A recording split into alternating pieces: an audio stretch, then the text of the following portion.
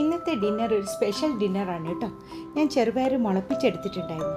ആദ്യം ഇതുകൊണ്ട് ദോശ ഉണ്ടാക്കിയാലോ വിചാരിച്ചു. പിന്നെ മിക്സിയിലൊന്ന് ചതച്ചെടുത്തു, നന്നായി ചതച്ചെടുത്തു. അതിലേക്ക് ഗ്രേറ്റ് ചെയ്ത ക്യാരറ്റ്, സവാള, പൊടിയായി അരിഞ്ഞ ഇഞ്ചി, കറിവേപ്പില, ജീരകം, ചതച്ച മുളക്, ഉപ്പ്, പിന്നെ ഇതിലേക്ക് ഞാൻ ചേർക്കുന്നത് അരിപ്പൊടിയാണ്, നമ്മുടെ പത്തിരിപ്പൊടി. എന്നിട്ട് ഇത് നന്നായി ഒന്ന് കുഴച്ച് വെക്കുകയാണ്. കുറച്ച് അഴിഞ്ഞ മട്ടിൽ തന്നെയാണ് ഉണ്ടാവുക. ഇനി വാഴയിലയിൽ പരത്തി ഇത് ചുട്ടെടുക്കാം. വാഴയില ഇല്ലാത്തവർക്ക് ഒരു എളുപ്പപ്പണി പറഞ്ഞുതരാം. നമ്മുടെ ബട്ടർ പേപ്പർ ഇല്ലേ, അതിൽ സ്വല്പം എണ്ണ തടവിയിട്ട് ഇതേപോലെ ഒരു ഉരുളി എടുത്തിട്ട് കൈകൊണ്ട് ഇങ്ങനെ പരത്തിയെടുക്കാം. ഉള്ളം കൈകൊണ്ടാക്കിയിട്ട് ചെയ്യുകയാണെങ്കിൽ വക്കൊന്നും പൊട്ടില്ല. ഇനി എണ്ണമയം പുരട്ടിയ ഒരു പാന് ഇത് തിരിച്ചും മറിച്ചും ഇട്ടിട്ട് നമുക്ക് ചുട്ടെടുക്കാം.